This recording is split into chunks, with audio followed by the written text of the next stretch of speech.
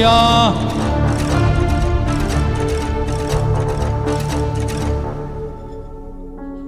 கர்த்தர் நல்லவர்.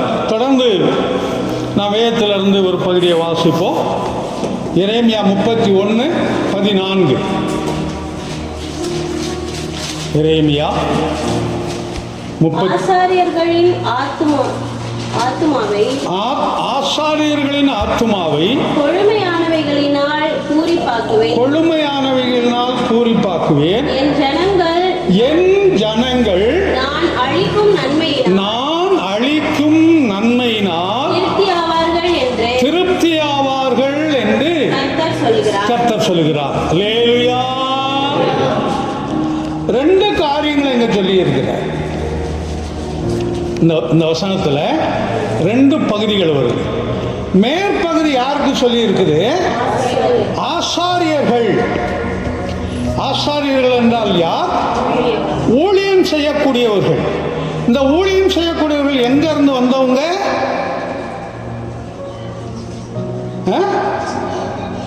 எங்க இருந்து வந்தவங்க? என்ன முழிக்கிறீங்க? விசுவாச கூட்டத்திலிருந்து வந்தவர்கள். விசுவாச கூட்டத்திலிருந்து வந்தவர்கள் தான் ஊழியம் செய்யக்கூடியவர்கள். மேலிருந்து குதித்தவர்கள் அல்ல. யார்? அப்படி என்றால் இங்க மேல அந்த ஆசாரியர்களுக்கு ஒரு ஆசீர்வாதமாக கொடுக்கிறார். அந்த ஆசீர்வாதம் என்னவா? ஆசாரியர்களின் ஆத்துமாவை கொழுமையானவைகளினால் பூரிப்பாக்குவேன். கொழுமைனா தெரியும், செழுமை, கொழுத்து போறதுன்னு சொல்ற மாதிரி. பூரிப்பாக்குவேன்னா சந்தோஷத்துடைய உச்சகட்டம். இது சரீரத்தில் அல்ல, ஆத்துமாவிலே. அதை சொல்லிட்டு கீழே வரும்போது என் ஜனங்கள், இதை யாரை குறிக்கிறது? விசுவாச குடும்பங்கள். அன்னைக்கு இருந்ததான ஆசரிப்பு கூடாரத்தில் நின்று ஆசாரிய வேலை செய்யக்கூடிய ஆசாரியர்களையும், தொடர்ந்து வரும்போது ஆசாரிய ஊழியத்தில் உதவியாய் இருந்த லேவியர்களும் இஸ்ரவேல் ஜனங்களுக்கும் கொடுக்கப்பட்ட வாக்குத்தத்தம் இது. அல்லேலூயா. இந்த நாளில் நம்மை கர்த்தர் ஆசாரியரும் லேவியருமாய் மாற்றி வைத்திருக்கிறார். அந்த நாட்களில் ஆசாரியர்கள் தனியாக இருந்தார்கள், லேவியர்கள் தனியாக இருந்தார்கள், ஜனங்கள் தனியாக இருந்தார்கள். ஆனால் புதிய ஏற்பாட்டு காலத்தில் நம்மை ராஜாக்களும் ஆசாரியர்களுமாய் அவர் மாற்றி வைத்திருக்கிறார். ஆனால் இது நமக்கும் சொந்தமாகும். அப்படி என்றால் என் ஜனங்கள் நான் அளிக்கும் நன்மையினால் திருப்தியாவார்கள். அல்லேலூயா. அப்ப இங்க திருப்தி எதனால வருது?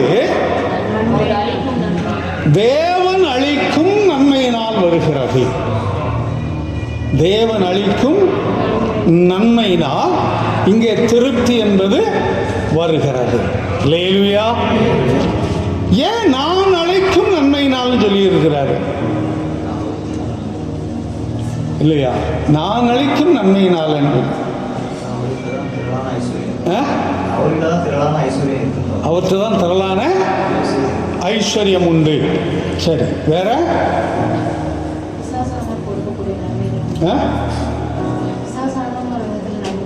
பிசாசானும் ஒரு விதத்தில் நன்மை செய்வானா? ஓ சரி, எந்த விதத்திலாம் தெரியாது. சரி. இயேசுவானவர் ஞானஸ்நானம் பெற்று கரையேறின உடனே பிசாசினால் சோதிக்கப்படுவதற்கு ஆவியானவரால் வனாந்தரத்திற்கு கொண்டு போகப்பட்டார் என்று சொல்லி நம்ம இடத்துல வாசிக்கிறோம். எங்கே வாசிக்கிறவங்க டக்குன்னு சொல்லிடுறீங்க, அதனால நான் அதை கேட்கல.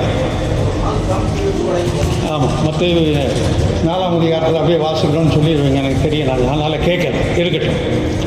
அதில் எத்தனை விதமான சோதனைகளை பார்க்குறோம்?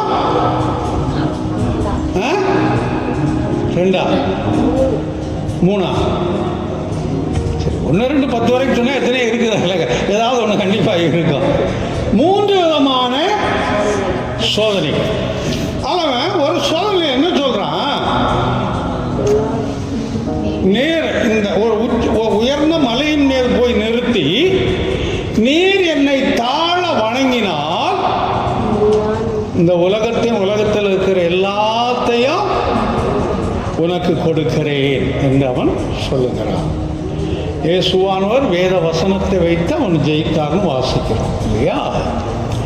அப்போ பிசாசினால் ஆசீர்வதிக்க முடியும், ஒரு ஆசீர்வாதம் அல்ல, அவனால் ஆசீர்வதிக்க முடியும்.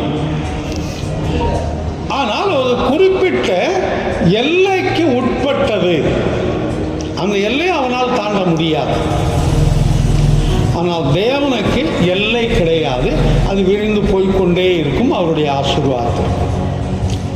பிரசங்கின் புஸ்தகத்தில் 2ஆம் அதிகாரத்தை திருப்பி 1வது வசனத்தை வாசிப்போம். பிரசங்கி 2:1. நான் என் உள்ளத்திலே சொல்லிக் கொண்டது என்னவென்றால், வா, இப்பொழுது உன்னை சந்தோஷத்தினாலே சோதித்து பார்ப்பேன், இன்பத்தை அனுபவி என்றேன். இது எழுதுனது யார்? சாலமன். அவன் சொல்லிக் கொள்றான், இன்பத்தை நீ அனுபவி என்றேன். இதோ இதுவும் மாயையாய் இருந்தது. சந்தோஷத்தினால உன்னை சோதிப்பேன், நீ அனுபவி. 10வது வசனத்தை வாசிப்பாங்களே, என் கண்கள் இச்சித்தவைகளில், அதாவது என் கண்கள் ஆசைப்பட்டவைகளில் ஒன்றை நான் அவைகளுக்கு தடை பண்ணவில்லை. என் இருதயத்திற்கு ஒரு சந்தோஷத்தையும் நான் வேண்டாம் என்று விலக்கவில்லை. நல்லா பாருங்க, கண்களை கொண்டு எதையெல்லாம் பார்த்தானோ அதையெல்லாம் அனுபவித்தார். அதோடு மாத்திரமல்ல, இருதயத்துக்கு ஒரு சந்தோஷத்தை அவன் வேண்டாம் என்று சொல்லல, எல்லாவற்றையும் அவன் அனுபவித்தான். அவனுடைய மரணம் எப்படி இருந்தது? கர்த்தரை விட்டு பின்மாற்றத்துக்குள்ளாய் கடந்து போய் அவன் மரித்தான். அவன் யார்? தேவனால் தெரிந்து கொள்ளப்பட்டவன். உரியாவின் மனைவியாகிய பத்சேபாளுக்கு தாவீதினால் பிறந்ததான 2வது மகன்தான் யார்? சாலமோன். முதல் மகனை கர்த்தர் அடித்தார், அவன் மரித்தான். ஏன்னா தாவீது செய்த அந்த பாவத்திற்காக அந்த குழந்தையை கர்த்தர் அடித்தார், அது மரித்தது. அதற்கு பின்பு தனது இருதயத்திற்கு ஏற்ற மகனாய் இருக்கிறான் என்பதை கண்டு 2வது சாலமோனை கொடுத்து, இவன் உன்னுடைய சிங்காசனத்தில் வீற்றிருப்பான் என்று சொல்லி அவனை உயர்த்தி வைத்தார். அவன் கர்த்தருடைய வார்த்தைகளுக்கு கடைசி நாட்களில் செவிகொடாமல் போனது நிமித்தம், அடிபணியாமல் போனது நிமித்தம் அவன் தன்னுடைய வாழ்க்கையில் பெரிய இழப்பை அவன் சந்திக்கக்கூடியவனாயிருந்தான். பெரிய ஒரு இழப்பை அவன் பெற்றுக்கொள்ளக்கூடியவனாயிருந்தான். அதான் நம்ம இங்க வாசிக்கிறோம். அப்போ கர்த்தர் சொல்லும்போது, நான் அளிக்கும் நன்மையினால், பிசாசினால் கொடுக்கக்கூடிய ஒரு நன்மையினால் அல்ல. அப்ப பிசாசினால் வரக்கூடிய நன்மை எப்படி இருக்கும், கர்த்தரால் வரக்கூடிய நன்மை எப்படி இருக்கும்ங்கிறதை நாம் தான் வேறுபிடித்து பார்த்து கொள்ள வேண்டும். நாம் தான் வேறுபிடித்து பார்த்து கொள்ள வேண்டும். நீதிமொழிகள் 10:22 வாசிப்போம். நீதிமொழிகள் 10. கர்த்தரின் ஆசீர்வாதமே ஐஸ்வர்யத்தை தரும். அல்லேலூயா. கர்த்தருடைய ஆசீர்வாதம், அவர் அளிக்கும் நன்மை ஐஸ்வர்யத்தை கொடுக்கும். ஐஸ்வர்யம் என்றால் என்ன?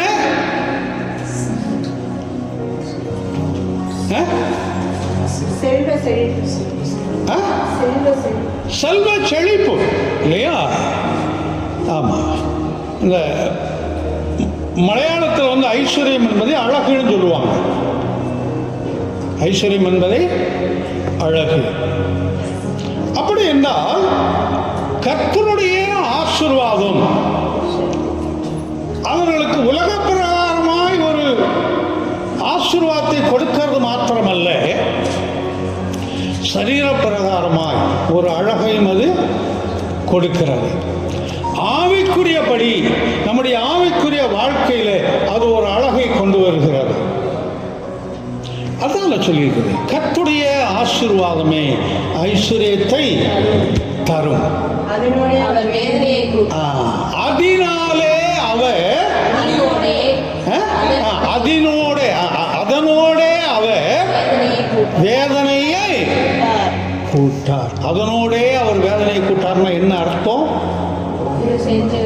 அந்த ஐஸ்வர்யத்தோடு கூட, அந்த அழகோடு கூட வேதனையை நான் என்ன செய்ய மாட்டேன்? கூட்ட மாட்டேன்னு அர்த்தம். அப்ப பிசாசு கொடுக்கிற ஆசீர்வாதத்துல என்ன இருக்கும்? அதனோடு கூட வேதனை இருக்கும். அதுதான் என்னுடைய எதிர்பதம். அப்படியே அப்போ நம்முடைய ஆசீர்வாதம் கர்த்தரால் வந்ததா பிசாசினால் வந்ததா என்பதை யார் புரிந்து கொள்ளணும்? நாம் தான் புரிந்து கொள்ளணும். எப்படி புரிந்து கொள்ள முடியும்? அந்த நம்முடைய ஐஸ்வர்யத்தின் நிமித்தம் நமக்கு வேதனைகள் இருக்கிறதா, மகிழ்ச்சி இருக்கிறதா என்பதை நாம் அறிந்து கொள்ளணும். நல்ல வருமானம் இருக்குதுங்க, ஆனா குடும்பத்துல நிம்மதியே இல்லைங்க. நல்ல தொழில் இருக்குதுங்க, ஆனா சம்பாதிக்கிறது எங்க போகுதுன்னே தெரியலங்க.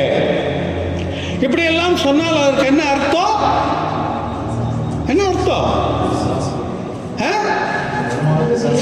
அது பிசாசினால் வரக்கூடிய ஆசீர்வாதம். கொஞ்சம் வருமானம் தாங்க இருக்குது, அதை சந்தோஷமா இருக்கிறேங்க. வேலைகள் தொழில் கொஞ்சம் தான் இருக்குது, ஆனால் நிம்மதியா இருக்கிறோம். இப்படி வரும் என்றால் அது யாரால் வரக்கூடிய ஆசீர்வாதம்?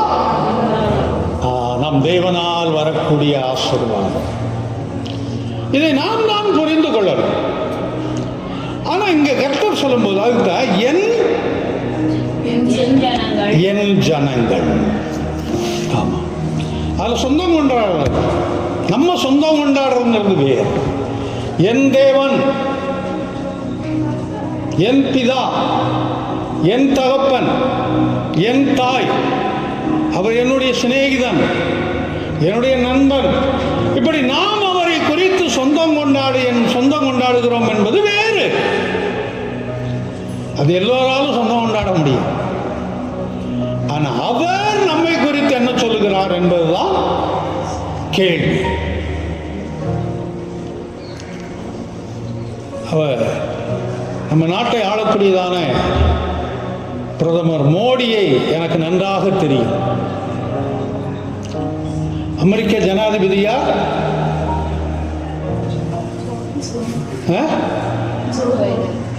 ஜோ பைடனா? இப்ப எலெக்ஷன் நடக்குது, இன்னும் முடியலன்னு நினைக்கிறாங்க இல்லையா? ஏன்னா அவர் எனக்கு ரொம்ப நெருக்கமானவர். இங்க தமிழகத்தை ஆண்டு கொண்டிருக்கக்கூடியதான அவர் ஸ்டாலின் அவர்கள் எனக்கு நல்லா தெரியும். இவங்கெல்லாம் எனக்கு நல்லா தெரிஞ்சவங்க. ஆனா என்ன தெரியுமா அவங்களுக்கு தெரியுமான்னு கேட்டாதான் தெரியாது. எனக்கு அவங்க நல்லா தெரியும், ஆனா என்ன அவங்களுக்கு தெரியுமான்னு கேட்டா தெரியாது. இதுல என்ன பிரயோஜனம் இருக்குது? இதுல ஒன்றும் இல்லை. அதுபோல நாம் அவரை உரிமை கொண்டாடுகிறோம் என்பது வேறு. ஆனா அவர் நம்மை உரிமை கொண்டாடுவதுதான் பெரிது. நான் சொன்ன 3 பேரும் என்னை யார் என்று அறிந்து என்னோடு பழக்கம் வைத்துக் கொள்வார்கள் என்று சொன்னால் அவர்களுக்கு நன்மையாக இருக்கும். ஏனென்றால் நான் கர்த்தருடைய ஒரு ஊழியக்காரர். அவர்களுக்கு அது நன்மையாக இருக்கும். சில உலக ஆசீர்வாதங்கள் வேண்டுமானால் அவர்களால் எனக்கு கிடைக்கலாம். அவர்களால் வேறு எந்த நன்மையும் எனக்கு கிடைக்க முடியாது. அவர்கள் என்னோடு பழக்கம் ஏற்படுத்திக் கொள்வார்கள் என்று சொன்னால் அவர்களுக்கு பரலோகத்திற்கு போகக்கூடிய வழியை நான் போதிப்பேன். ஆத்துமாவை சமாதானமாக வைத்துக் கொள்வதற்கு வழி என்ன என்பதை குறித்து போதிப்பேன். அவர்கள் மரணத்திற்கு பின்பாகவும் அவருடைய ஆத்துமா நித்தியமாய் பரலோகத்தில் இருக்கக்கூடிய வழிகளை போதிப்பேன். நரகத்திற்கு அந்த ஆத்துமாவை தப்பிக்கக்கூடிய வழிகளை அவர்களுக்கு சொல்லிக் கொடுப்பேன். அவர்களுக்கு அது நன்மை. அதுதான் தேவன் இங்க வரும்போது நம்மீது உரிமை கொண்டாடி என் ஜனங்கள் என்று சொல்லுகிறார். அல்லேலூயா. அதுதான் அங்க மேன்மை. அது சொல்லிட்டு என்ன சொல்றாரு? நான் அளிக்கும் நன்மையினால் சரி, நான் கொடுக்கும் நன்மைன்னு ஏன் போட்டிருக்க கூடாது? இங்க என்ன சொல்லி இருக்குது? இந்த தமிழ் வார்த்தைகள்ல வித்தியாசங்கள் உண்டு. அது ஆங்கிலத்தில் போகும்போது ஒரே மாதிரி சில வேளை போகலாம். ஆங்கிலத்தில் போகும்போது ஒரே மாதிரி வார்த்தைகள் போகலாம். மூல பாஷையில் என்ன இருக்குன்னு தெரியல, நம்ம அதை படிக்கலை. நம்ம தெரியாதெல்லாம் போட்டு நம்ம மண்டையை குழப்பிக்கிற வேண்டாம். தெரிஞ்சதையே நம்ம போவோம். அப்போ நான் கொடுக்கும் நன்மையினால் ஏன் என்று சொல்லியிருக்கக்கூடாது? நான் அழிக்கிறதுக்கும் கொடுக்கறதுக்கு என்ன வித்தியாசம் இருக்குது?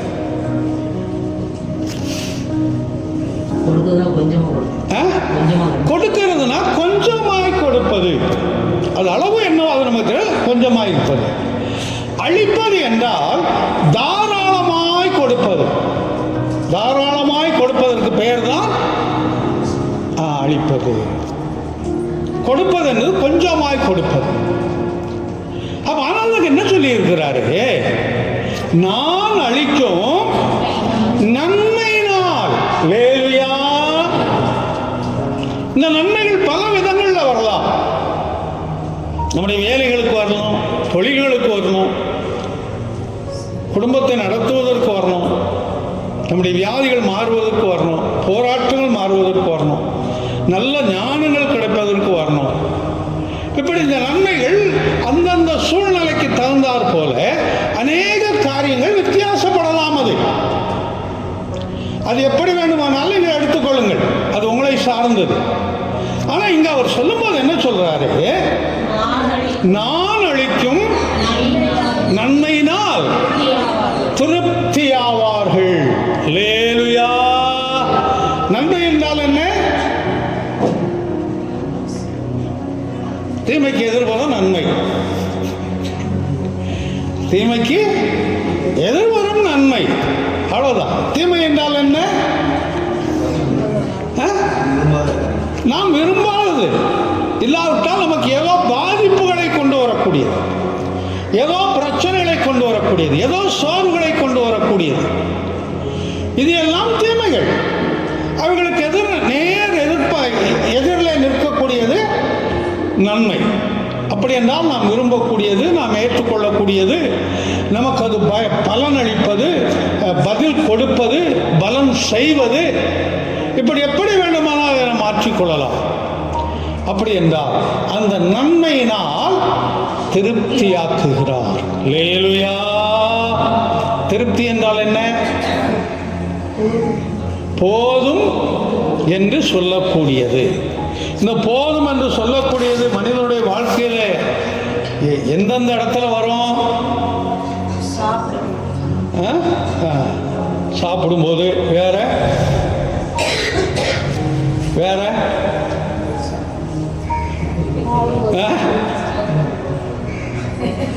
என்ன? எது? அடி வாங்கும்போதா? ஓ, அடி வாங்கும்போது.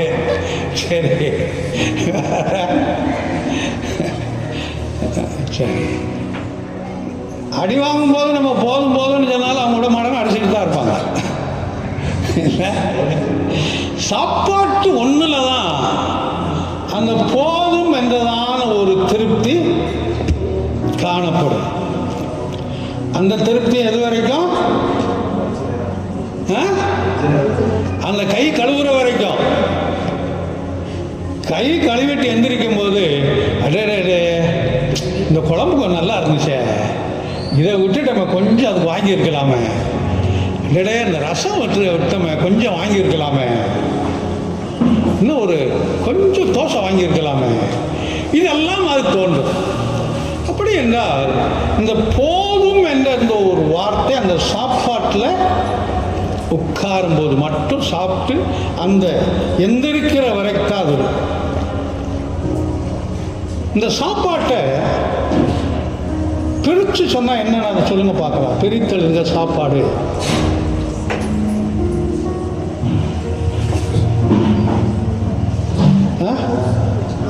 என்னது? படிக்கிறவங்கள தான் கேட்கணும், என்கிட்ட கேட்கக்கூடாதுங்கிறீங்களா? சரி, சா பிளஸ் பாடு. சா என்றால் என்ன? நீங்கள் இப்போ பைவில் போதிக்க வந்தீங்களா இல்லை இல்லை பாடம் நடத்திக்கிட்டு இருக்கிறீங்களா?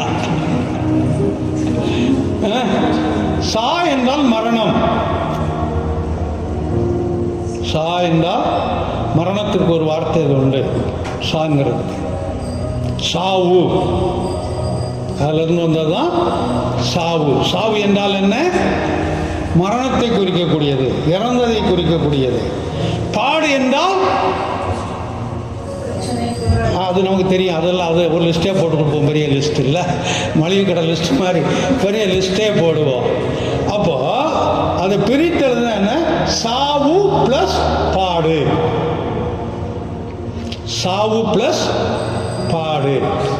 நான் சாகிறதுக்காகத்தான் இந்த பாடு போட்டுக்கிட்டே இருக்கிறேன். எந்த பாடு? எந்த பாடு? சாப்பாடு. ஆமாம், நான் சாகிறதுக்காகத்தான் இந்த சாப்பாடே சாப்பிட்டுக்கிட்டு இருக்கிறேன். ஆமாம், நான் சொல்கிறது உங்களுக்கு புரிஞ்சிருக்கோம், சரியாக தான் இருக்கும், அதில் மாற்றம் கிடையாது. அப்படி என்றால் கர்த்தர் கொடுக்கக்கூடியதான அந்த நன்மை நம்மை நேராய் அவருக்கு நேர் கொண்டு போகக்கூடியதாக மாறும். நம்ம விசுவாசிப்போம். இந்த மாத்துடைய வாக்கு தத்துவம், என் ஜனங்கள் நான் அளிக்கும் நன்மையினால் திருப்தி ஆவார்கள். அந்த திருப்தியை நமக்கு கொடுக்கக்கூடியவர். எந்த இடத்துல திருப்தி இல்லையோ அந்த இடத்துல தான் பிரச்சனைகளையே ஆரம்பிக்கும். இன்னைக்கு நாட்டுக்கு நாடு பிரச்சனைகள் காரணம் என்ன? அவர்களுக்கு இருக்கக்கூடிய அந்த பொருளாதாரம் இல்லாவிட்டால் அவர்களுக்குரிய எல்லை போதும் என்ற மனப்பக்குவம் அவர்களுக்கு இல்லை. தேசத்திற்கு தேசம் மாத்திரம், தேசத்திற்கு தேசம் பிரச்சனை ஏன்? ஊருக்கு ஊரு பிரச்சனைகள் ஏன்? குடும்பத்தில் அண்ணன் தம்பிகளுக்குள்ள பிரச்சனை ஏன்? இல்லையா? எல்லாமே போதும் என்ற மனப்பக்குவம் இல்லாததுதான். அந்த போதும் என்ற மனப்பக்குவம் யாருக்கு வருகிறதோ அங்கே பிரச்சனைகள் இல்லை. ஆமாம், நாங்கள் சொன்ன ஒரு அந்த கதை ஒன்று ஞாபகத்தில் வருது. அண்ணன் தம்பிகிட்ட அண்ணன் சொன்னால், அப்பா சொத்து எனக்கு எதுவும் வேண்டாம், எல்லாத்தையும் நீயே வச்சுக்க அப்படின்ட்டு. வழியில் போகும்போது ஒருத்தன் கேட்குறான், என்னப்பா எப்படி இருக்கிற? நல்லா இருக்கிறேன். சரி, உங்கள் அப்பா இருந்தார், இறந்துட்டார், என்ன ஆச்சு ஏதாச்சு? இல்லைங்க, எங்கள் அப்பாட்ட இருந்த சொத்து எல்லாமே என் தம்பி கொடுத்துட்டேன். நான் வேண்டான்னு சொல்லிட்டேன். யார் கொடுத்துட்டேன்? வேண்டான்னு சொல்லிட்டேன்.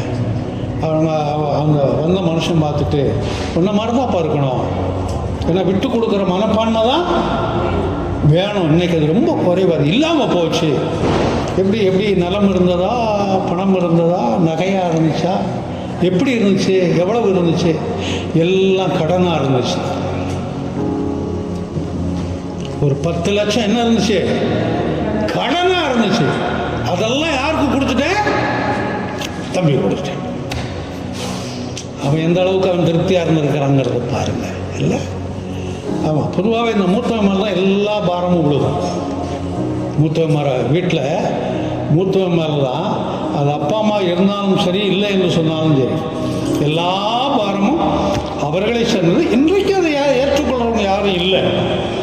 ஒரு 10-20 வருஷத்துக்கு முன்னாடி அது அவைகள் இருந்தது. இன்னைக்கு அப்படி இல்லை. ஏன்னா அவங்க சொல்லுவாங்க, எல்லா பாரமும் ஏன் மேலாம், எனக்கு செய்ய வேண்டியது நீ செய்யணும்னு சொன்னால் அவங்க ஒதுக்கிடுவாங்க. அதனால் அப்படி இல்லை. அது காலங்கள் அப்படியே மாறிடுச்சு. அது ஒரு பகுதி இருக்கட்டும். அப்படி என்றால் இன்றைக்கு திருப்தி கொள்ளக்கூடிய விதங்கள் எப்படி இருக்கிறது அப்படிங்கிறத பார்க்கணும். அப்போ கர்த்தர் நம்மை திருப்திப்படுத்துகிறார் அவருடைய நன்மையினால். அப்போ இது எப்படி இருக்குங்கிறத 1-2 வசனம் நம்ம பார்க்கலாம். இதில் 12வது வசனத்தை வாசிங்க. அவர்கள் வந்து சீயோனின் உச்சியிலே கெம்பீரித்து கர்த்தர் அருளும் கோதுமை. இங்கேயும் பார்த்தீங்கன்னா இப்ப என்ன போட்டிருக்குது? அருளும், கொடுக்கும் அல்ல. நல்லா புரிந்து கொள்ளணும். கொடுக்கிறதுக்கும் அருள்றதுக்கும் வித்தியாசங்கள் உண்டு, வேறுபாடுகள் உண்டு. அதனால்தான் ஆவியானவர் சொல்லும்போது என்ன சொல்லியிருக்கிறாரு? அருளும். அது என்ன வாசிக்கிறோம்? கர்த்தர் அருளும் கோதுமை, திராட்சரசம், எண்ணெய், ஆட்டுக்குட்டிகள், கன்றுக்குட்டிகள் என்பவைகளாகிய இந்த நன்மைகளுக்காக ஓடி வருவார்கள். கர்த்தர் கொடுக்கிற இந்த நன்மைகளுக்காக அவர்கள் என்ன செய்வார்கள்? ஓடி வருவார்கள். அது என்ன நன்மைன்னு முதலாவது போட்டிருக்குது? கோதுமை. கோதுமை என்று சொல்லும்போது அது விவசாயத்தின் மூலம் கிடைக்கக்கூடியதான ஒரு பொருளாய் இருக்கிறது. விவசாயத்தின் மூலம் கிடைக்கக்கூடிய ஒன்று, பயிர் வைக்கக்கூடியது. அப்படி என்றால் அந்த விவசாயத்துடைய வருமானங்களை குறிக்கலாம். ஆவிக்குரியபடி கோதுமை என்பது வேத வசனத்திற்கு ஒப்பாய் இருக்கிறது. வேத வசனம் என்பது கோதுமைக்கு ஒப்பாய் சொல்லப்பட்டிருக்கிறது. ஒரு இடத்துல மனிதர்களுக்கு, தானிய மனிதர்களுக்கு ஒப்பாய் சொல்லப்பட்டிருக்கிறது. அதெல்லாம் அப்படி பல விதங்கள், அது வேண்டாம். இப்போ 2 விதத்தில் அது ஒப்பாய் சொல்லப்பட்டிருக்கிறது.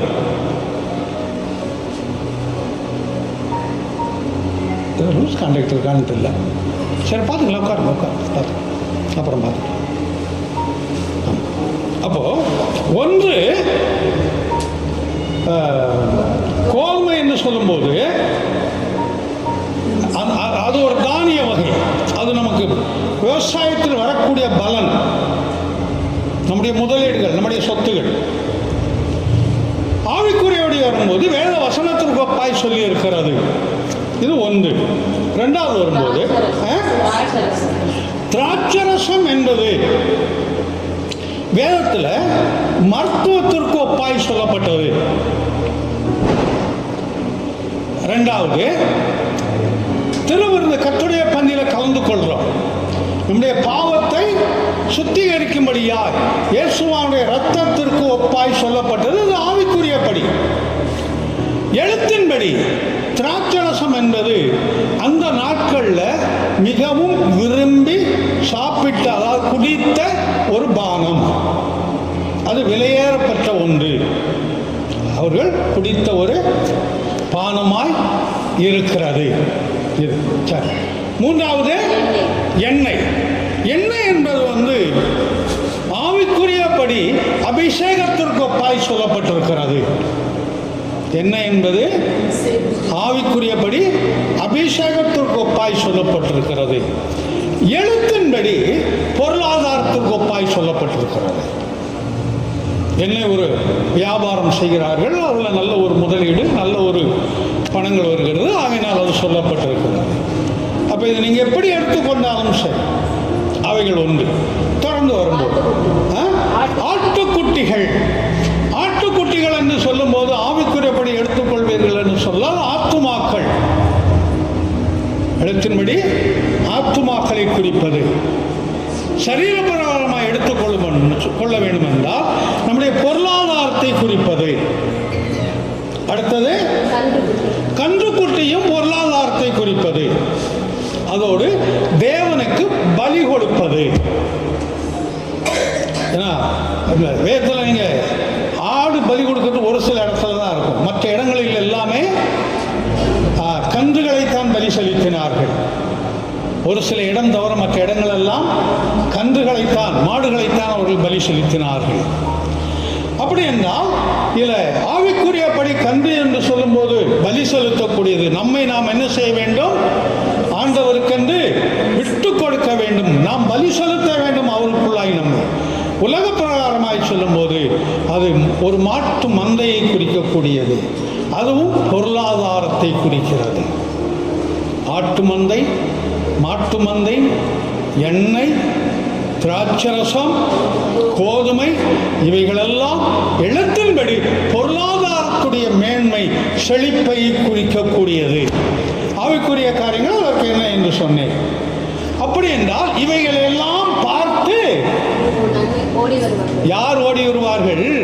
என் ஜனங்கள் ஓடி வருவார்கள். அல்லேலூயா! என் ஜனங்கள் ஓடி வருவார்கள்.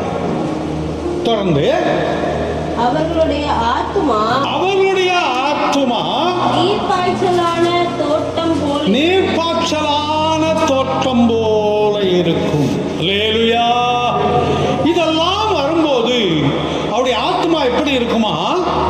நீர்ப்பாய்ச்சலான தோட்டம். நீர்ப்பாய்ச்சலான தோட்டம்னா என்ன அர்த்தம்? செழிப்பா இருக்கிறது. எப்பெல்லாம் அதற்கு தண்ணி வேணுமோ அப்பெல்லாம் தண்ணியை ஊற்றி கொண்டே இருக்கக்கூடிய ஒரு தோட்டம். அதுக்கு தண்ணியே ஊற்றாமல் ஒரு தோட்டத்தை வைத்திருப்போம் என்றால் அது காஞ்சு போயிடும், கருகி போயிடும். அதனால சொல்லும்போது நீர்ப்பாய்ச்சலான தோட்டத்தை போல் இருக்கும் என்று இங்கே கற்றுக் கொடுக்கக்கூடியவராய் இருக்கிறார். தொடர்ந்து வாசி முடிச்சிருவாங்க. அவர்கள் இனி தொய்ந்து போவதில்லை. அல்லேலூயா! கர்த்தர் நல்லவர். தொய்ந்து போறதுன்னா என்ன? சோர்ந்து போறது. பொதுவாக தொய்ந்து போறதுன்னா இந்த கொடி கட்டுறது. ஆமாம், அந்த கொடினா குடியரசு தினத்துக்கும் சுதந்திர தினத்துக்கும் இல்லை. நம்ம துணி காய போடுறதுக்கு வீட்டுக்குள்ளே கொடி கட்டியிருப்போம். வெளியிலையோ வீட்டுக்குள்ளேயோ நம்ம வசதிக்கு தகுந்த மாதிரி கட்டி போடுறோம். கட்டும்போது பல்ல கடிச்சிக்கிட்டு சுவரில் முட்டி எவ்வளோ டைட்டாக கட்டணுமோ அவ்வளோ டைட்டாக கட்டுவோம். காலப்போக்கில் என்ன தெரியுமா? அது ஒரு 2 நாள் 3 நாள் 4 நாள் ஆயிடுச்சுன்னா தொங்கி. ஏன் அப்படி போகுது?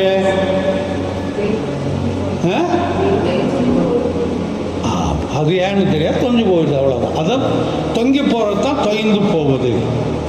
அப்போ இது அப்படியே ஆவிக்குரிய வாழ்க்கையில் எடுத்து போனால் நம்ம சோர்ந்து போகிறது. இந்த பலவீனம் எனக்கு போல யாருக்குமே வரக்கூடாதுங்க அப்படின்னா. ஐயோ, எது வந்தாலும் சரிங்க, அந்த வயிற்று வலி மட்டும் வரவே கூடாதுங்க. வயிற்று வலி முடிஞ்சிடும். ஐயோ, அந்த பல்லு வலி மட்டும் வரவே கூடாதுங்க. ஐயோ, அந்த தலைவலி மட்டும் வரவே கூடாதுங்க. இந்த வலது கையில் இருக்கிற வலி, இந்த கைவலி மட்டும் வந்துடவே கூடாதுங்க. ஐயோ, அந்த கால் வலி மட்டும் வந்துடவே கூடாதுங்க. இப்படி ஒவ்வொரு வலியும் மட்டும் வந்துடக்கூடாதுன்னா இல்லை. நம்ம சொல்கிறோம், இது நம்ம அனுபவங்கள். இதெல்லாம் நம்ம யோசித்து பாருங்க. அப்போ இப்படி ஒவ்வொன்றாய் நம்ம சொல்லி கொண்டிருக்கிறோம். அந்த வாழ்க்கையில் சோர்வுகள் இது யாருக்கும் வரக்கூடாதுங்க அந்த பிரச்சனை அப்படின்னு சொல்லி. அப்படிப்பட்ட நிலைமையில் அந்த சோர்வுகள் வராதபடி நீர்க்கால்களில் உள்ள தோட்டத்தை போல நம்மை மாற்றி வைக்கிறார். அல்லேலூயா! அது எப்பவும் பார்ப்பதற்கு பசுமையாக இருக்கும். அது கொடுக்க வேண்டிய பலனை கொடுக்கும். அதுக்குரிய பாதுகாப்புகள் அங்கே இருக்கு. நிறைய காரியங்களை சொல்லிக்கொண்டே போகலாம். அதுக்குரிய பாதுகாப்புகள் இருக்கும் அந்த தோட்டத்திற்கு. யார் போனாலும் அந்த தோட்டத்தை நின்று ரசித்து விட்டு போவார்கள், பார்ப்பதற்கு அழகாக இருக்குதே என்று சொல்லி. இப்படி அநேக காரியங்கள் அதற்குள்ளாய் இருக்கிறது. அப்படி நான் மாற்றி வைப்பேன் என் பிள்ளைகளை என்று அவர் சொல்லுகிறார். இந்த 10வது மாதத்தில் இது நடக்கும். இதை நம்ம விசுவாசி. ஏசாயா 58:11 கூட வாசிக்கிறேன். 58:11. கர்த்தர் நித்தமும் உன்னை நடத்தி நித்தமும் உன்னை நடத்தி. சங்கீதம் 1 சங்கீதத்தில் நம்ம வரும்போது 34:1 என்ன வாசித்தோம்? என்ன வாசித்தோம்னு கேட்டேன். எக்காலத்திலும் எக்காலத்திலும்னா அதான் அதுக்காக பார்த்தோம். எக்காலத்திலும் என்று வாசித்தோம். இங்க வரும்போது நித்தமும் உன்னை நடத்தி. நித்தமும் உன்னை நடத்தி. நித்தம்ங்கிறதுக்கு எக்காலம்ங்கிறதுக்கு என்ன வித்தியாசம் இருக்குது? ஒன்றும் இல்லை. நிதம் நிதம் அதான் நித்தம். நித்தம்னா தினம், அன்றைக்கு உள்ளது. வேற ஒன்றும் பெரிய மாறுபாடுகள் அதில் இல்லை. அங்க வரும்போது அருமையாய் சொல்கிறார், நித்தமும் உன்னை நடத்தி மகா வறட்சியான காலங்களில் உன் ஆத்துமாவை திருப்தியாக்கி அவர் நம்மை நடத்தக்கூடியவராய் இருக்கிறார். நித்தம் நடத்துகிறார். நடத்தி ஆத்துமாவை திருப்தியாக்கி எலும்புகளை நினமுள்ளதாக்குவார். எலும்புகளை நினம் உள்ளதுன்னா என்னன்னு தெரியுமா?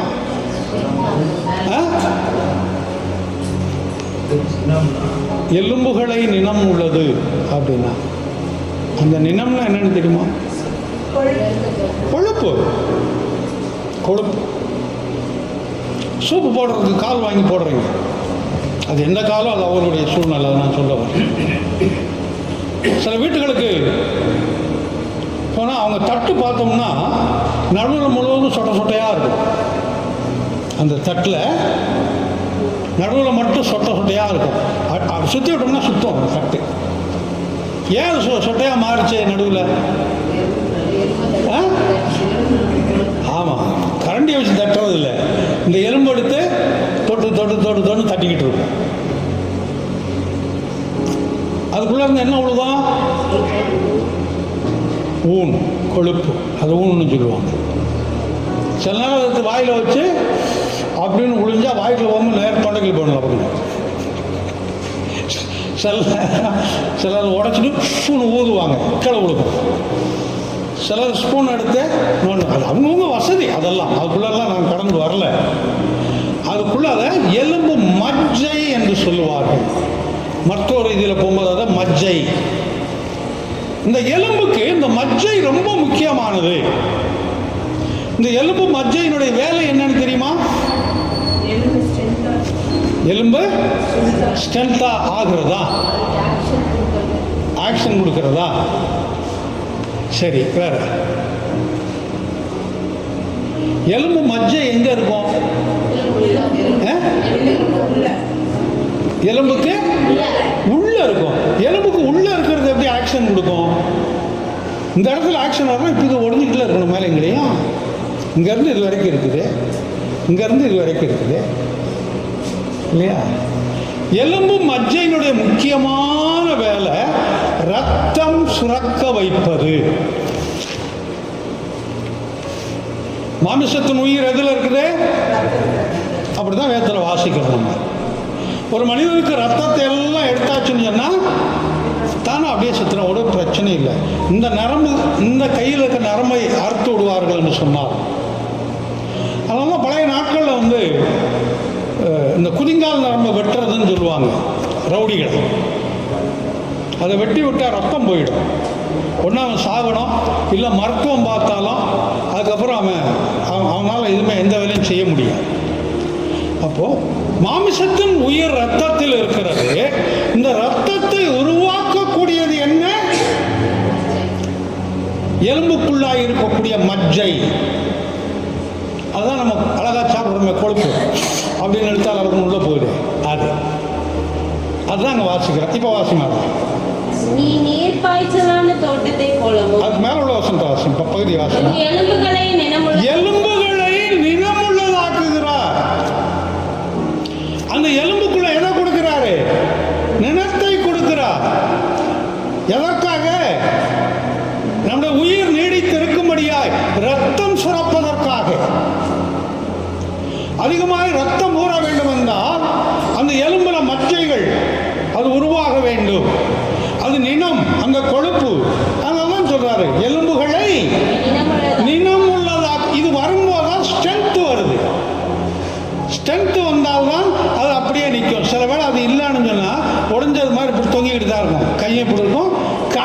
முடியும். எப்படி நடக்க முடியும்? யோசித்து பார்க்கலாம்ல. அப்போ இந்த எலும்புகளை நினமுள்ளதாக்குறது போல நம்முடைய வாழ்க்கையும் அவர் நிமிர்ந்து நிற்க செய்கிறார். அல்லேலூயா.